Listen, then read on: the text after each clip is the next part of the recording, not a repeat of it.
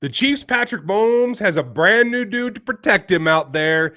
And just what the NFL didn't want to hear, it's going to make his life a little bit easier. We're going to get into it tonight. Welcome to RGR Football. I'm Ryan going rogue. This is what we do here on Monday nights. It just so happened the Chiefs gave us a bit of a present, gave us a great topic to talk about on our Monday Night Live Q&A. If you're here for the first time, make sure you hit the sub button and make sure you hit that thumbs up for us. We would appreciate it. Everybody in the house, hit that thumbs up. That always helps us. We have stacked questions. We had a little bit of technical issues with Dan. He's not going to be able to join right off the bat. He is up in Michigan visiting family, and we just had kind of a dropout thing we couldn't get worked out, but he will try to rejoin here shortly. Right off the top of it, Des, welcome to the memberships. Appreciate you very much. A lot going on in there, and the real skinny will be in on some of these conditions later, and some of the stuff that's really wild I can't really put out in public, so I put it in the members-only videos. Those are found by joining the memberships. There's a join button over there. Hit it at the rookie level or above, and you get into the Discord as well as all the content. So I know you guys are excited. I'm pretty excited. I didn't expect this to happen because this is a situation, quite frankly, with Jawaan Taylor, who has played right tackle the vast majority of his career. He had like 200 snaps in college and about 20 snaps last season. On the left-hand side, he's always been a right tackle. And so we've taken it for granted that given that the Chiefs have both tackles that are out on free agency, that we would want to see them sign a left tackle first. That's kind of been our thought process, right? And reasonably so, because that generally is the way that it goes. You take care of business first. In today's league, it's becoming more and more, though, that it is right tackle, left tackle, almost interoperable because of the likes of Von Miller and Joey Bosa and guys that do line up against the right tackle. You have to have someone just as good. What Jawaan Taylor brings you is the athleticism, complete opposite of Orlando Brown. And the Chiefs say they're willing and like him to play on the left-hand side. We're going to talk a lot about that tonight because there are a lot of things going on here. It sends a lot of signals that I think will help the Chiefs overall. And I think, Tommy, you already have part of the angle on this. Eric, you do as well. Excuse me. I am feeling better, but I'm not 100%. So at times I will have to clear my throat and mute up for a minute, at least until Dan gets here. Want to start with the top of the show. This is your show. So if you are not a member yet, you want to support the channel, hit the super chats, grab some gear. I got the MVP logo going. We got Rogue Nation going. Dan's got a spot. Looks like he's able to join again. Awesome. Feeling better? A little bit better. I think we're more we're into it this time. I think a better connection. So yeah, if you guys can't tell, I am not on location at my place, but we're making it work. We're gonna call this RGR North Studios. That's what we'll call that. We'll get that figured out here later. But folks, if you are new to us, put your question marks at the beginning of your question. It helps me pick them out of the chat. So Dan doesn't have to do so much work at helping me every day. And then also, if you want to hit the super chats, you get your question answered. And there's Papa Bear, making sure that he gets seen. What's up, buddy? I like it. We are going to start, though, because old friend has returned. And Jake, you know, sometimes you kind of lay it on me. Thank you, buddy. Thank you, Jake. Appreciate that, man. Super chats will get an answer tonight, no matter what. I guarantee you, promise, and everything else. But let's start with it. Got to catch up. I like that. Taking donations for the Laramie Tunsil fundraising drive. Yes, and there might be a little bit of that going on. From what I hear about JT, he made a huge strides in 2022 and should be excited. Jawaan Taylor has. It was a big bump. He went from basically, in terms of like pressure allowed, hanging out in the range of Orlando Brown to clearly surpassing him. But again, as a right tackle, not a left. It was 47 pressures allowed by Orlando Brown last year. It was 49 allowed by Andrew Wiley. Jawaan Taylor, 16, excuse me. Yeah. I mean, it's a dramatic difference. And yes, he did give up 5 sacks. Orlando only gave up 4. That is a reality as well. But when you look at the 5 sacks he gave up, 2 were against the Chiefs and 2 were against the Eagles, the Super Bowl teams. And then he allowed 1 straight to Jerry Hughes from Texas. I mean, that's a pretty solid resume. And if you're just a guy that just wants to count sacks against Orlando, then yes, it's a tiny step back. But in what it does in total pressures and allowing Patrick to be Patrick is a ginormous upgrade. And the most intriguing thing is that they said, point blank, he's going to be our left tackle. So that's why I think, Jake, that you bring up a good point in Laramie Tunsil fundraising. Because normally you would say, given that the statements made today, is that Laramie would be out of the picture because we just said we love Jawaan playing left. But Dan, what is sending that message that we like Jawaan Taylor to play our left tackle spot? What does that do for the Chiefs by putting it out there? It allows them to be extremely flexible because he's a really good right tackle already. So you tell everyone, hey, we're going to play him at left. So we still have this hole at right tackle. But really, you have a guy who can play either or, and you're saying he's going to play left tackle. The Chiefs are still very much in everything. They can play the pool at left tackle in the free agency. They could draft a left tackle. They could draft a right tackle. They're really keeping themselves, their options open. And that is what I love about this the most, is because they don't have to play their hand. And they get to keep some cards behind the chest, specifically as it pertains, I would imagine, to the draft, which they don't want people to know what they're going to be drafting, what they're going to be looking for. Because a lot of people think, well, maybe now this takes them out of moving up, possibly. Not necessarily. If they like their guy, they're going to go get him right now because of bringing in Taylor. You could say, oh, Broderick Jones, you're at 17? All right, come on down. We're going to come draft you. Hey, Taylor, go play right tackle. And now guess what? Our offensive line is set for years, and it's young, and it's great. And this is the key difference. And in fact, I'm going to do this just because. Oh, here we go. This is the key difference. There we go. It is not a situation like Orlando Brown. Jawaan Taylor has been a right tackle his whole life. He is comfortable over there. He likes it over there. And now he's gotten his payday to join a possible championship run team, a team that I think the league, and part of why this is happening is because they do recognize that this is the beginning of a dynasty. And he has a chance to win multiple rings. So he's getting his payday. He has his chance at glory. I don't think he's hung up on the position. That's my guess. I would imagine not, because you've already brought in someone who only would play left tackle, even though he's a right tackle. And then you shell out big money for a versatile guy. Okay. He's not going to do everything in the run game. Like, he's not going to be Orlando Brown in the run game. Like, he's not going to be that. That's fine. He's more of a turner. I've watched a couple of his games already. I'm going to finish watching them tonight. And he's more of a turner. You get him on a line and then let him turn and then run behind him if that's the way you want to go. But what you do know is that he's probably willing to do anything to win. He played left tackle at Florida. He's also played right tackle and left tackle. They also move him multiple times in both games that I watched already. He is the right tackle, but they will attach him to the left side of the offensive line at times as either the left tackle or an extra lineman. So he has no issues moving from right to left because he does it in games for the Jaguars. So what we're seeing right now is a guy who's probably like, I'll do whatever you guys need me to do. And I would imagine that has come into the fold with them negotiating this, is basically like, just, we're going to say you're going to be our left tackle, but just be prepared for anything, because you could play left or you could play right for us. Yeah. So no movement will bother him. And I'm glad that you bring that up when he does go over. I hadn't seen him line up at left tackle itself. I had seen him as the sixth lineman on the left side. So that showed me he could do it too. Now, that is a little bit different than playing down after down after down on the left-hand side. So maybe there's some movement there, but I'm not worried about it because, like you said, this sends a signal to Orlando Brown that if you really did want to come back, you ain't getting more than this guy we just signed who's younger than you, who's faster than you.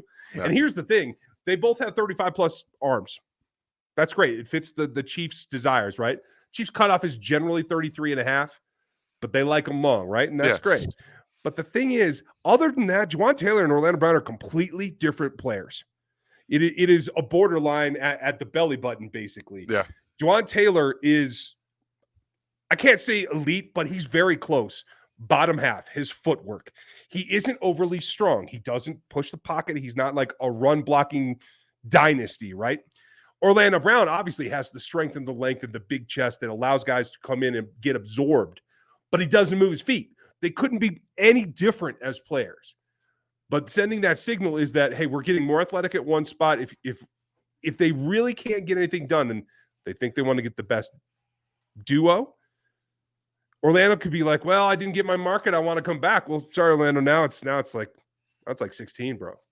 Yeah. So come on back if you want. Exactly. But like the other one that you said, and I think this is more of what it is we're going to tell the world we're good at left tackle. We're good. And then we're going to surprise everybody on draft night when we move up 18 places or whatever it has to be. 18 would put them at 13?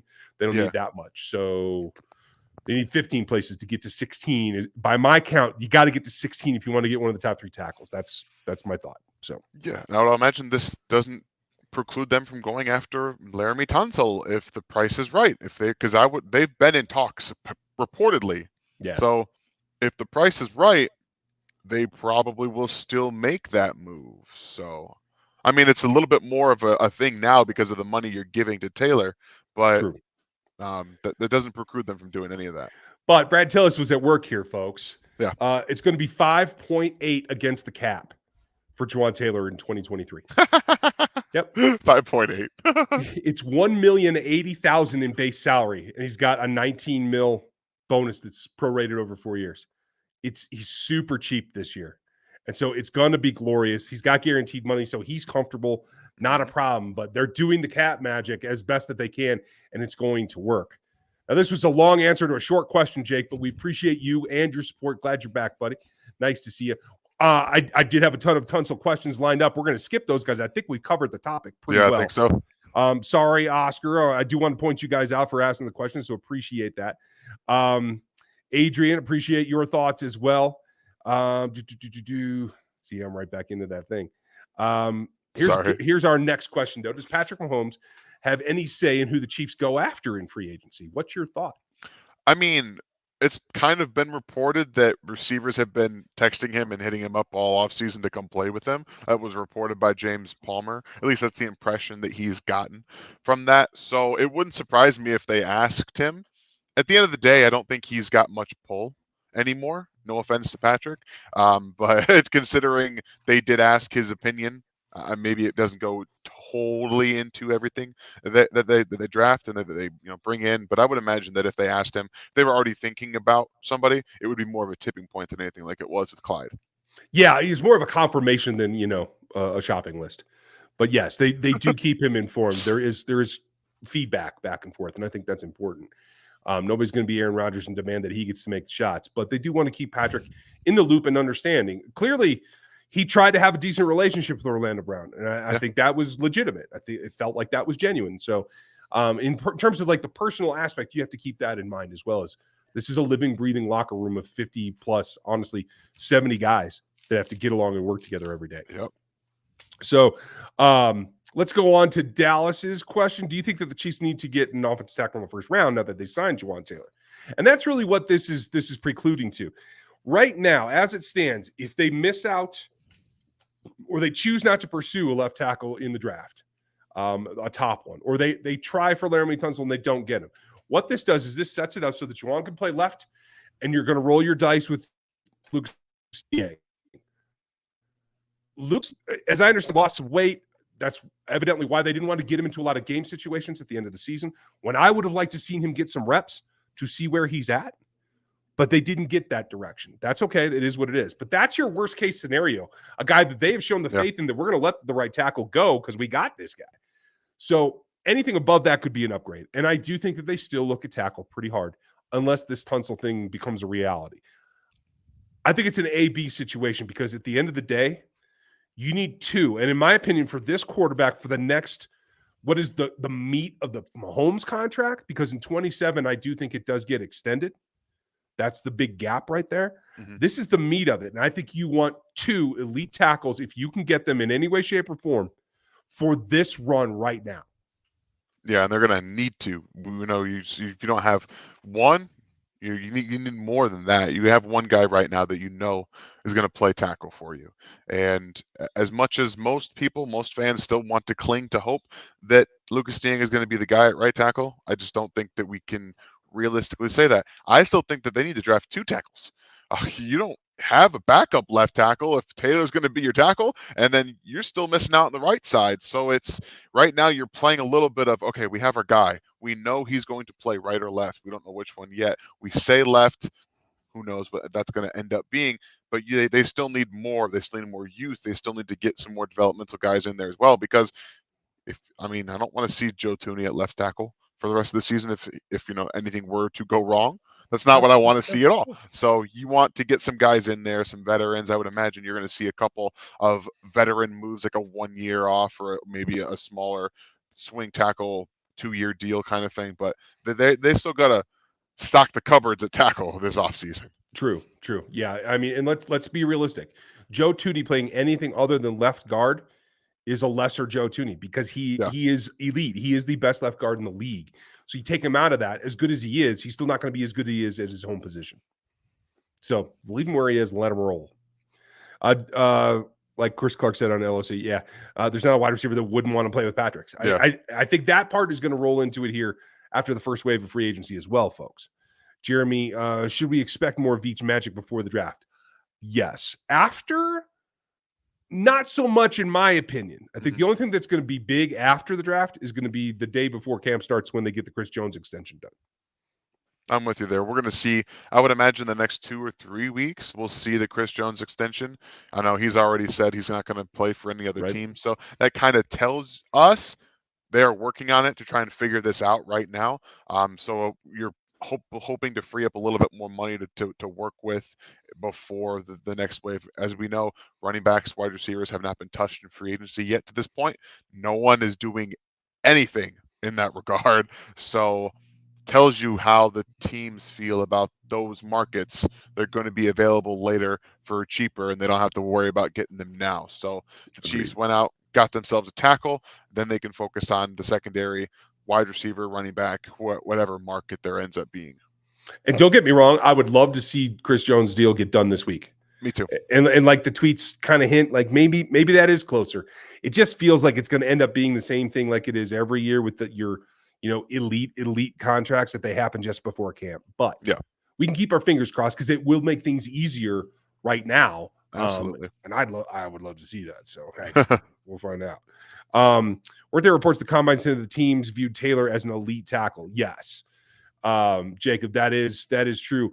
Most of that was in reference to playing on the right-hand side, though.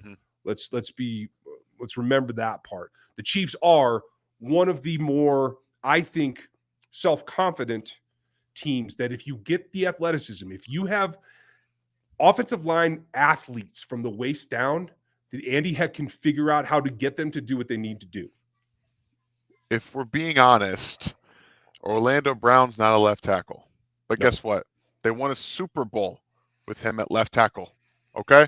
That should help anybody think that they can get the best out of Jawaan Taylor if he ends up being the left tackle. The guy, turn on the tape, instant 100% better movement than Orlando Brown has ever been. He gets to his depth faster than Orlando Brown ever does. He gets out of his stance immediately, and he's there. He is there. There's multiple times where he's beating Micah Parsons to his spot. He's just that fast out of his stance, and Micah has to come back to the inside because he can't get around the edge. Like, he's really good speed and then changing speed to power, but he can't generate that speed because the tackle's already in his way. I mean, we're talking about a lot of potential with Andy Heck, who is among, if not the first best offensive line coaches in the NFL. I think Stoutland with the Eagles is the only guy that rivals him, if we're being very honest. I would say that. So he's in elite hands in Andy Heck. I mean, and here's the difference. We can see them do this and make these transitions as long as the guys have the athleticism. Yeah. The Broncos just gave $50 million guaranteed to Mike McGlinchey, who can't get out of the sand half the time. Yeah. So, I mean, kudos for them for trying to get something done on their offensive line, but that ain't the way to do it. It certainly ain't the Kansas City way to do it.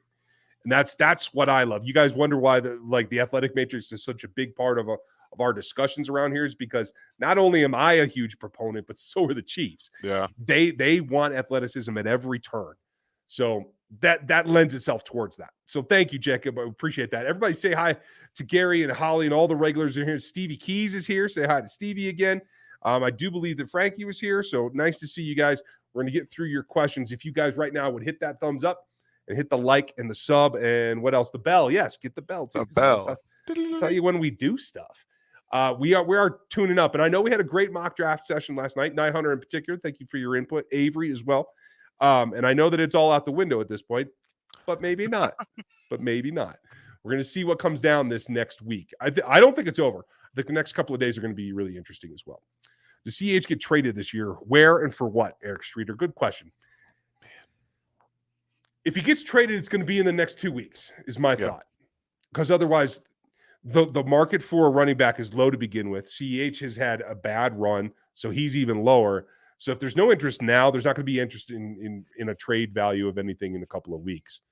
I think he's on the roster, and they have to just make a decision whether they let him stay on the roster for his final contract year or they let go of him. Yeah, that's pretty much what you got. It's all like since there hasn't been movement in the free agent market of the running backs, it hurts that trade value for anybody, for any running back. So as much as I think that the Chiefs might want to move on, they just might be stuck with him on the roster until after this year or this next year. Thank you. Sometimes, Sean, you just point out the obvious super well. My mocks are so dated already. I know. It's been less than 24 hours. That's why honestly, Ryan doing the mock is what allowed the Chiefs to go and throw it all out. They just wanted to screw him up anyway. So you can thank Ryan for the Chiefs going and getting their left tackle in the future.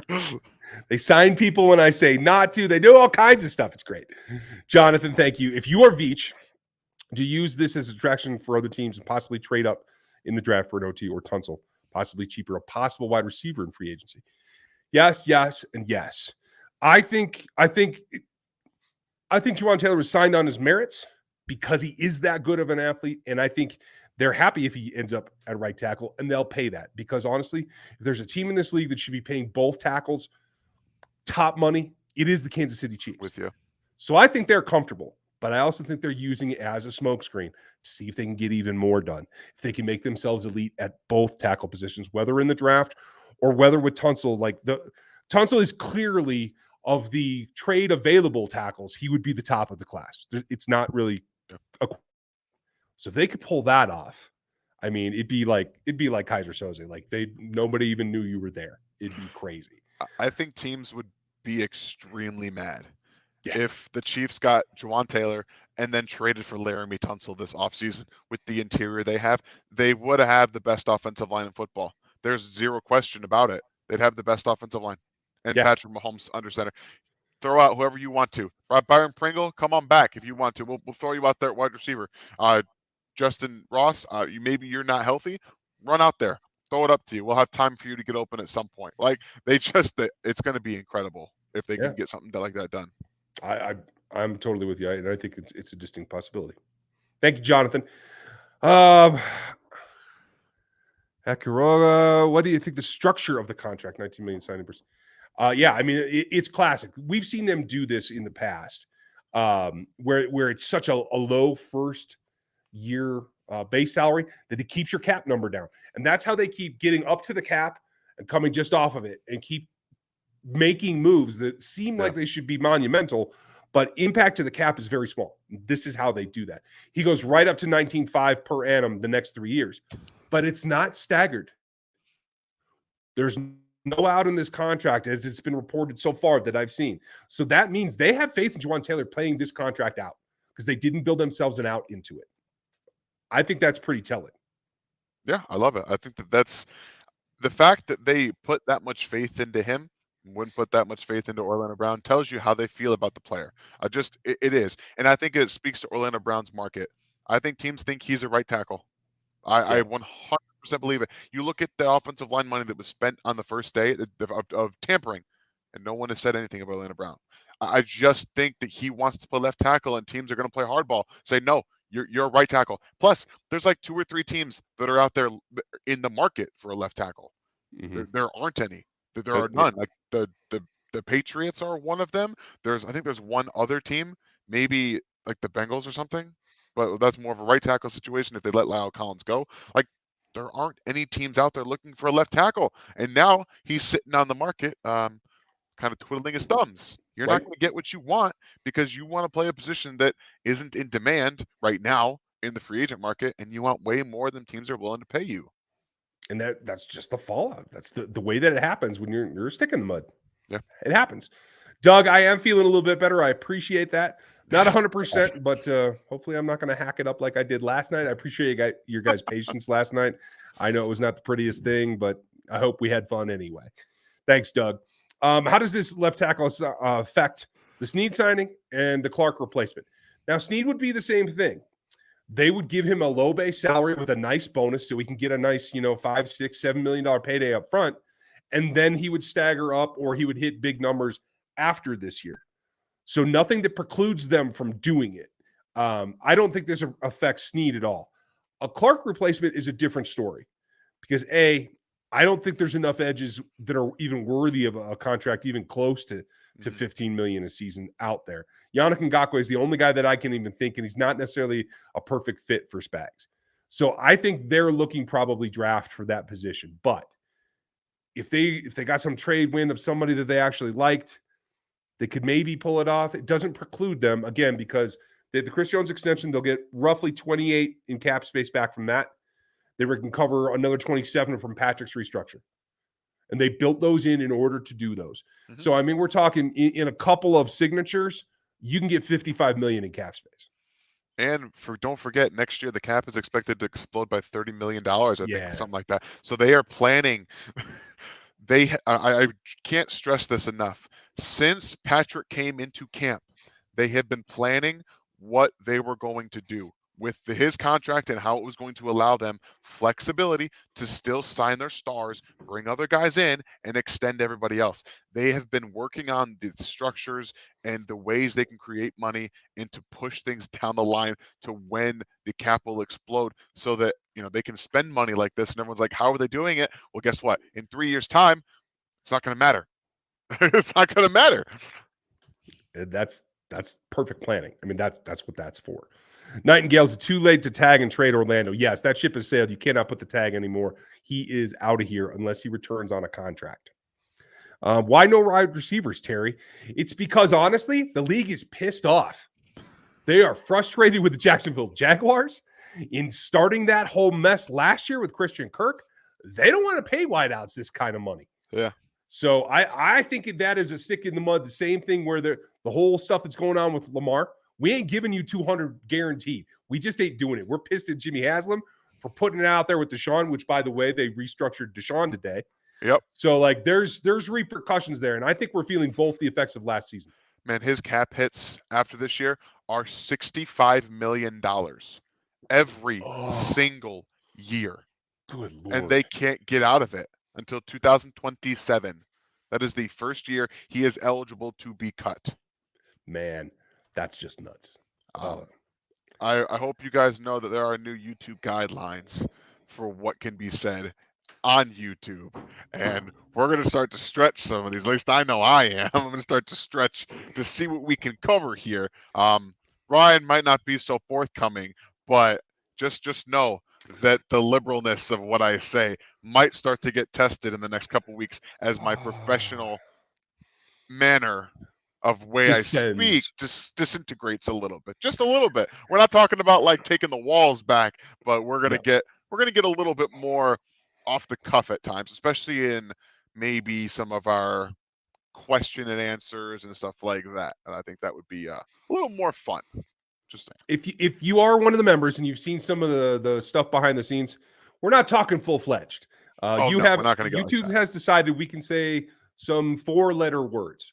We ain't saying no 12-letter words. I'll tell you that. And there'll be no F-bombs. This will still be a family-friendly show. It just might be, your slightly pissed off uncle kind of family show is what I'm thinking. Yeah, maybe had a few drinks and still reminiscing about that girl that let him go one time. Like saying a few things. The high school football game that he wished he had back. I'm with you. Okay. The guy that took his career, The Doxta is Stin. You have a great question here, and this is very pertinent to this conversation. Who are right tackle prospects you like in third and fourth? And 2 of my favorite guys are going to be right in that range. And they are what I'm calling the other guys, the dudes that play across from top talent that I think have the ability to still evolve into good players. That is Warren McClendon from Georgia, plays opposite Broderick Jones, and Wanya Morris, who plays opposite Anton Harrison, who I both think have upside. I think Wanya in particular at Senior Bowl looked pretty dang good. Mm-hmm. So there's room to grow there. And I think that could be developmental prospects, maybe not just at right, but maybe swing. I don't know. What do you think, Dan? Do you have others? I don't have a ton of tackles yet. I am technically on vacation, but I'm still trying to do some work. If you guys couldn't tell, if you follow me on Twitter, as soon as Taylor was signed, I was already going through the film, so I was doing what I can for that aspect. But I'm gonna still try and get through some more prospects and everything while I'm here, so I don't fall too behind and I have to really, really crunch when I get back. So, I like to just catch up a little bit. There you go. just try to catch up. I And like it. my dad just wants to be involved. Like that's just what Sweet. he wants. Welcome, Pops. Pono wants Tunsil for president. I know, Pono. I can't Yeah. make it happen, but I can clap along with the rest of us. It'll be So okay. maybe if you did another mock tonight where you draft a left tackle again, Maybe I can make them maybe both happen. maybe you could. I like it. I like it a lot. Let's see. I'm going to take some of the other Tunsil questions here. What would you offer Sneed? I'm going to All clean up the right. chat here. So Jake, what kind of contract are we talking? So he's not an all-pro yet. Do we think he's going to be an all-pro next year? I think that that's a reasonable prospect of what he could be next year. So if you want to get the way away from that top end, we're talking about what 19-20 million dollars for the top corners, probably something closer to 16-17. You want to really give your guys some money, so maybe 17 and a half, 18 you're looking at for Legarius, but you want to bake in a little bit of that. So we're looking probably another 4-year contract. If you don't know what's going to happen, maybe you go three, and you figure out maybe 55, 3 years, $55 million for Legarius need. I think that makes sense. Or you go another year, you add 4 years and get closer to that 70-ish range. So that's probably what they're looking for. And I think he's worth every penny of it with the way he plays outside and inside with that versatility. Yeah, I can live with it. And again, it comes down to structure about making it fit in the cap. Exactly. I think they're amenable. I think he's amenable. I don't know if it gets done right away, but I think it gets done. Let's see. And thank you, Jake. Thank you, Eric. Top, does it drop in your priors, or do you think they're still looking at number 31? And do you think that they draft in the top 10? I think they still take one in the top 10 unless they do this Tunsil thing. If Tunsil doesn't happen, and I mean Tunsil specifically, there's no other tackle that I'm doing this for. It's Tunsil or bust. But if not, if they don't land him, then I think not only is 31 an option, trading up is probably the option at that point. And I do think no matter what, even if they're comfortable, they could do another in the top 10 just to say that they have a couple in there. I have it on good authority from someone inside the organization too, that they have a couple of guys in the next class that they really like as well. So there is some planning here about what do you spend where and who's the bigger option. Clearly, if they're still in on Tunsil, they might think that he is. We'll see. Love it. Where in the world do the Chiefs come up with 30 million for Jags offensive line? Well, Kevin, he's not just a Jags lineman. He's probably a top 3 right tackle just in terms of pressure production. So that's how you come up with it. And honestly, quite honestly, it's because they played him is my thought. Yeah, I think that was something interesting brought up on not just you right now, but there was a Bobby Okereke who was signed by the Giants, balled out against them early in the season with 17 tackles. They just overpaid and signed him to be the face of their linebacker corps. So getting to see these guys up close, they were on the sidelines. They played them twice, by the way. They played them twice. So that also brings in another. They're like, okay, this guy's going to be a free agent. You get up close scouting to somebody that you're going to have your eyes on already, which tells you how far ahead in their own process the Chiefs were doing. They were evaluating this guy in season and then in postseason. So, I mean, you earmark this money for a tackle, and then you say, okay, this guy changes our mind or he makes up our mind, and we're going to find a way to get it done. You know what I ought to do is I should just build the Gantt chart that I know that they have at Arrowhead Drive. For those of you that work in construction or work in software development, you know what a Gantt chart is. It lays out precisely what you accomplish each year, each week at whatever intervals you're doing. And I know that they have all the positions on there as to when they have to fill a gap. And it's all planned out years in advance. I would assume the rest of Patrick Mahomes' current contract is already planned out for where the holes are going to be. It's what elite franchises do. It's incredible. It's nuts. Andrew, thank you for your super chat. Appreciate you, buddy. Hey, guys, as always, top tier content. Cheers. Thank you.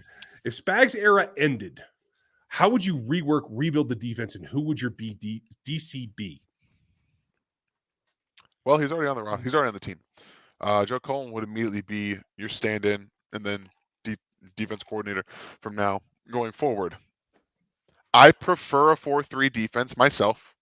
In terms of base, we know most teams are playing nickel anyway, but in terms of the actual build structure of your defense, I prefer 4-3, and you get those defensive ends that have speed and size, because I know guys like Von Miller don't come around a lot.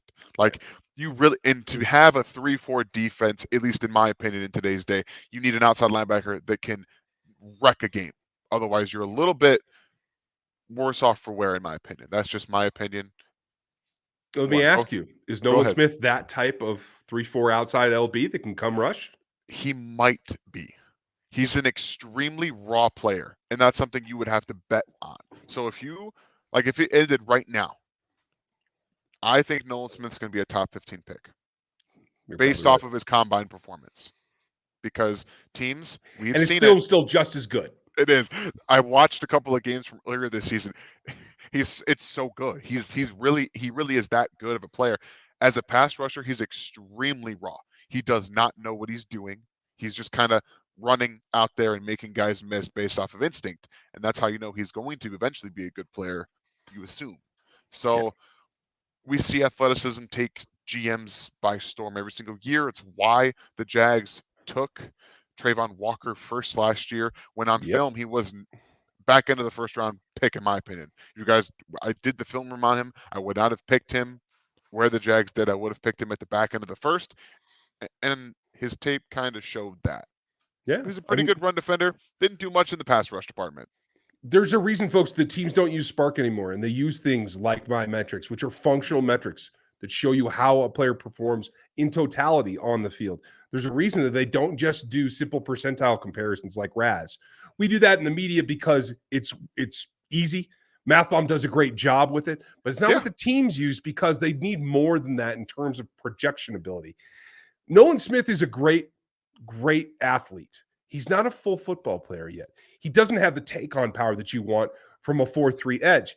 Honestly, somebody asked me on the radio last week, and I told him this. I was like, imagine what Derek Johnson did as an off-ball linebacker in ducking blocks and getting around blocks rather than crushing them. That's what Nolan Smith does as a pass rusher. It's not for everyone, but I agree with you. I would go 3-4 with Cullen driving the bus. I would draft Siaki Ika in the third round, and I would stick him in the middle of it because he's a two-down player, in my opinion. I don't like his pass rush, but that's okay. That's fine. And then I would have a designated third-down pass rusher, like Tommy Adewale. I think that would fit rather nicely, to tell you the truth. And then Chris Jones has proven in years past that he can play from a 3-4 or a 4-3. It doesn't matter to him. Even as a 5-tech, he's able to rush the passer effectively, and I think that works. So those are kind of the concepts there. If you wanted to stay four-man front, you could go after Rex. Rex got an interview with the Denver Broncos this year. He's still crazy, and he can never be a head coach again. But if you just set him down in a room and say there's 11 dudes on that side of the offense, go kill them, Rex will find a way to do that. You know, it's funny. I think that this would also be the perfect kind of place for him with Patrick Mahomes in the back end, where he can just screw around and just absolutely say to hell with it and send whatever he wants to at that offense and say, guess what? I'm just going to sit in my offseason lab. I'm going to come up with the craziest stuff you've ever seen. And I'm just going to throw it at offenses every single week. Why not? I mean, with that cushion, with Patrick on the other side, like if you guys want to see the ultimate YOLO defense ever, give Rex the reins opposite Patrick Mahomes and let's see what happens. Ooh, that'd be kind of fun to watch. How realistic is a D-Hop trade at this point? Tommy, I think I put it at 3% 2 weeks ago. It's zero. They're just not going to do it for a wide receiver, I don't think. Unless like he was going to eat all this money, it was going to be a fake extension that drops his numbers all the way down to like 8, something like that. Something like that. But this is a little bit more realistic. If they were to do the Tunsil thing, they could decide that a weapon is what they want to go up for. I think it should be an edge, but a weapon could be it because, let's face it, it is Patrick Mahomes.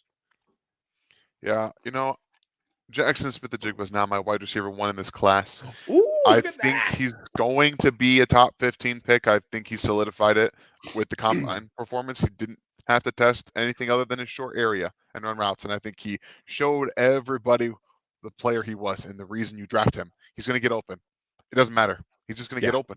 And that's all you need. And if teams don't pick him and he falls to the Chiefs, like in that terms of trading up for him, I know I tweeted out like a month ago that they shouldn't trade up for a receiver, but I mean, I expect him to not be there. So that doesn't factor into my tweet. This is a caveat to that. If he's there like at 15, 20-ish. Go get Jackson Smith and Jigba. Sure. He's a cheat code for this offense. He is. I mean, and I personally, after rewatching the Utah game from last year, he got behind the defense more often than he's given credit for. I think he might break into the high 4.4s. I don't think he's a 4.55 guy. I think he's got an extra gear in there. We'll see if he's healthy. That's all right. That's all right. I have some faith in him. You don't have to.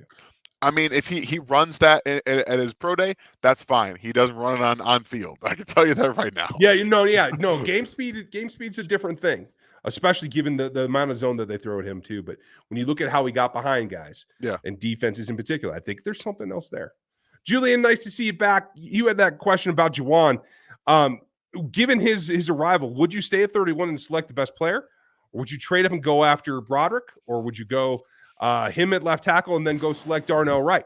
If those are the three options, I think they're all on the table. It's all about the deals. Exactly. That's fun. This is exactly why they said that they were going to stick him at left tackle. This is this right here, because it gives them the flexibility to do whatever they want. They can stay there. They can trade up. They can mess around until the draft and make people think. They're just going to stand pat, bring in a reserve offensive lineman and say, that'll be our right tackle for now, and then draft Darnell Wright, or go up and say, oh, we have this right tackle on the roster now. Hey, Broderick, come on down. Like I said, they can do anything. They can do anything. So everything's on the table for them, and they really could do anything. Yeah. Evidently, so can Dan's internet, and that's okay. But I will say this: I like Darnell Wright a lot. It's just he is a bit of a tweener. His feet are still good, but he is that long and match kind of guy. So sorry, you cut out there, Dan. Didn't mean. No, it's not your fault. I didn't even. I lost nothing on this end, so I still hear you, and I'm still going. So that was interesting. But yeah, no, it's a good situation to be in. It certainly is. And I'll give you guys a dark horse thing here too. I don't think I'm going to be super happy with it, but from what I'm hearing, if Tyree Wilson were to fall out of the top 10, Spags is going to be dropping bombs underneath Brett Veach's chair to go get him. It will frustrate me, I will tell you, because these things for Tyree Wilson don't necessarily do enough for me yet. He is a freak athlete. I will give him that, and I have come up on him. I could see him as a first-round pick. Top 10 is too rich for me, though. I just don't think he's a bona fide edge player. I think he's like a 4-eye, a 5 tech in the NFL. Too. But again, it comes down to how you develop the raw player, because he is a very raw player still. It's all based off of athleticism and what he does, because right here he still doesn't know what he's doing. So it depends. It really does. But I can understand the upside, because you see this moldable ball of clay and you're just like, give it to me. Thank you, Julian. Good to see you. Why are we not seeing as many skilled players on both sides of the ball signed? I know that there isn't the big names, but usually that's how it goes. That's true, Tommy. But think of the NFL as a pendulum, right? Now you started hearing in the playoff run, and you're hearing it more now from all the combine commentators about how the run game's coming back. Told you that 3 years ago. They're just a little bit slow. They're going to get there. It's also going to be this thing where last year everybody spent on skill guys, wide receivers, running backs. I mean, the Zeke contract looks – I don't even want to talk about the Zeke contract now. And now it's swinging back towards trenches. Get the guys that are ugly and up front and get that part done. And so I think we're just going to see this pendulum go back and forth the next few years. Mm-hmm. Yeah. Plus, like you said earlier, the owners are making a statement. We're not overpaying. We're not going to do it for guys that we can find anywhere. And I think that they think that wide receivers in this free agent market aren't guys that they can't get anywhere else. So, what up, Julian? Would you sign a defensive lineman Greg Gaines from the Rams for a 3-year deal and will help the interior? Thoughts? So I don't know much about Gaines, but from what I do understand about what the Rams do defensively, they prefer to have 2 gapping run stuffers. So if that's what he is and what he did in LA, because it what makes their defense go, they don't have a choice. They have to, the way that they structure their defense, from my understanding of it, they don't have the best linebackers behind their defensive line, but they want to keep everybody upright and helping downhill. So they typically have to have these 2 guys that are 2 gappers. You have to be able to maintain 2 gaps of your defensive line to keep your linebackers free, so they can run downhill. Maybe safeties have to come down too, because they typically don't prioritize being up against the run. So if that's what Gaines is, I can understand bringing him in to help your run defense a little bit. For sure. And honestly, it's a fire sale out there in LA, so who knows what's going to go on. We're going to run through the rest of the super chats here, folks. I have a family thing we're going to cut out here on time, but will Sky be your punt returner next year? I think he has a possibility, but I'm not going to put it past them bringing in somebody in the draft late that can be kind of that guy, so you don't have to put it on Sky again. You also have two guys in Tony and Smith Marset who are punt returners too, so they have options. What are your guys' thoughts on Snead? And do I get he gets let go? No, we both think that he gets re-signed. We're not too shy about that. You don't let talent like that walk out the door, really. Dan, will we be seeing a breakdown of Jawaan soon? He's on vacation. Know. I don't think I'll be able to get a full breakdown in until I get home. I just don't have the fundamental means right now to do what I normally would do. So what I can promise you is if you guys are on Twitter, if you follow me on Twitter, I will have more clips going up there right now. And then when I get back home, I will get one together as quickly as I can. Awesome. I will try to take a sneak peek and show you guys whatever I can find real quickly. And Dan will do the deep dive. Logan, thank you for the support. Appreciate you, buddy. You, Logan. Always love the pod. Silent supporter. Very much. Not any longer. Thank you. But love this pickup. I have to say it's easier to coach run blocking when you know that he has better feet to be a tackle. Absolutely. True. Because run blocking is about power, feet, and extension. If you can do that, you don't have to nail the hand placement like you do when you're trying to attack a pass rusher. You have a little bit more close contact that you can adjust. It is more akin to wrestling than it is boxing, like I feel that pass protection is. Mm-hmm. So I'm totally with you. Like, if you have a good pass protector, you can teach him to run block. There's a good factor of want to in there as well. Yeah, it's also like they want to run zone anyway. Like they don't want to have they don't want to necessarily run the power game. And this also could signify a shift back to the zone game, which also might make a shift away more from what Pacheco is actually really good at. So there's going to be another running back added, whether it's the draft off season. I don't know. All I'm saying is that Taylor fits better mold for a zone run blocker than Orlando did. So just be prepared for a little bit of going back to what the Chiefs want to do and run more zone. Isaiah's doing a lot of film work right now. I'm telling you that right now. Yeah. But thank you, buddy. Appreciate your support. Julian, what contract would you give Tunsil in a trade? I mean, I would extend him probably. I tried to keep it at 3, but 4 is probably better. And maybe I'll just throw a void year in on 4 because it doesn't end up hurting you. But I got to get his cap number down to like 8-ish or so for this season. Have to. Like they just did with Taylor, he's going to be 5.8 against the cap. Something like that. I'm with you. Gary and Dan, how about teams that are doing what the Chiefs are doing and signing veterans and draft picks? A good bit of the league does. There are those that kind of go hog wild in other directions, but they don't generally work out. This is what I'm saying. And sorry, Bengals fans. Oh, wait, there's none of you in here. What do I care? Hashtag Bengals tears that I have been using lately. Because this is what it comes down to. Tampa Bay Bucks took a Super Bowl from the Chiefs and were pissed about it, right? They didn't go back. Bengals got to 1 Super Bowl. They didn't go back. Rams got a Super Bowl victory. They didn't go back. The Chiefs are a differently built kind of organization because they're always within striking distance. This is akin to an offensively driven concept as Marty was in the 90s with a defensively driven concept. They're always going to be within striking distance, and that's what's key to this organization. Man, think about it, hosting a 6th straight AFC Championship game. Right. Would you depend on what Calais Campbell wants in the contract? But I could see giving him a big impact in the D-line room with Cook Jones. I mean, Calais isn't what he was. So but he still doesn't have to be. Like you said, if you bring in a defensive lineman to play the 1-2, and guess what? You wreak havoc with Calais Campbell next to Chris Jones on pass rush situations. I'm in. I'm all in. Sweet, as long as you're in. Donnie, thank you. Would our line be better with Tunsil or Broderick? It'd be better in 23 with Tunsil. It'd be better. I don't know. It might be a toss-up in 24. I have a lot of faith in Broderick. I do too. Tunsil's an all-pro left tackle. He's an all-pro right now. So you're dropping in an all-pro left tackle next to an all-pro left guard, next to an All-Pro center. Like, we're talking about an offensive line that would be really good for a long time. It's So over. I It would is say just Tunsil over. better than Broderick, but Broderick could develop better than Tunsil did. But I mean, who cares? Yeah. I mean, 24, it's probably still Broderick, probably still Tunsil, and then it starts to shift probably. Maybe. Stevie, I'd pay to watch Ryan try to spell 12-letter words. Not if you want your eyes to work after that, buddy. It's going to be ugly. But thanks, Stevie.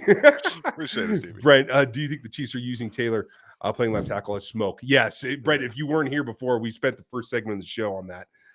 It is a good plan that can work, but it's definitely smoke for other possibilities. Keeps all their options open, out there on the edge where you need to be.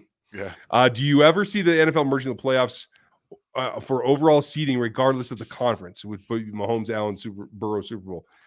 No, they will never do that because it takes away from the conference structure. And there are some dollar signs built into those conferences. It's so funny because it's so funny you mentioned that. The Chargers submitted a bylaw proposal where wildcard teams would be seeded higher than division champs in the playoffs if the wildcard team had 4 or more wins than the division champ who was below 500. That's just the funniest, most Charger thing ever. They can't win their division, so they want a higher seed for being better than another division winner. Daryl, just joining. What's the next big signing? The next big signing is probably a trade. I was about to say, it's probably more of a trade than a big signing. I think they might be done with the big signings. Like, this is their big signing. Yeah. The next, big might be very, very relatively small compared to this one, but it might be Juju. I don't know. I think we have to treat that as that's still a decent signing. Yeah, I'm going to be very honest with you. Depending on the number he wants, the next big signing might just be Orlando or OBJ. Yeah. Certainly could be. If OBJ will take Juju money, he'll be in Kansas City. I can almost guarantee you that much. Yeah. Thank you, Daryl. Appreciate you. Doug, you too. If Thornhill leaves, do we pick up Jordan Poyer? I love Jordan Poyer. One of my favorite safeties in the league. He's going to demand 2 or 3 times the money that Jawaan is. So I highly doubt it, Doug. You see anything different? I don't know, man. I think Thornhill's going to get more money than people think. Mm-hmm. I think there's a good chance that people view him as the second best safety, actually now the first best safety on the market, with Jesse Bates already off. So I think that there's a good chance he gets paid more than people expect. But again, we'll see. The safety market's always weird to predict. We knew Bates would get paid. And then after that, it's just kind of how you feel about players. So we'll see. Thanks, Doug. Thank you, Turtle. My D-line coach coached Tommy, and he comes to our school and works out. That's awesome, cool. Ruthless. Very awesome. Very sweet. Frederick, thank you. Jimmy G instead of Derek Carr. Does this move make sense to anyone not named McDaniels? I told you guys at the beginning of the season there were 3 quarterbacks that were going to end up in Vegas. This is one of them because Josh likes what Josh likes. I think it might be a bit of an upgrade in the system. In the system, I would agree with you. It's not an upgrade as terms of quarterback. Derek Carr is a better quarterback than Jimmy G is. But what Josh McDaniels wants to do, I think that it might be more of an upgrade. You'll probably still see what Jimmy G does best: work off of play action, throw the ball in the middle of the field, not too deep down the field because it's not what he does. But they'll still be okay. It doesn't lift their ceiling at all. If anything, it lowers their ceiling. I'm with you. Thank you, Frederick. And thank you. Hey, fellas, Kennard, where's he going next fall? Is he a potential for right tackle? No, he's not. He's going to be a backup guard, if anything. Maybe. We'll see how he does, Seth. And we'll wrap with info tonight because I got to get on the road for the kids. How does it work for another team to pay some of the salary for a player they trade? Players like Buckner make it possible for the team to pay half. Yes, it's certainly possible.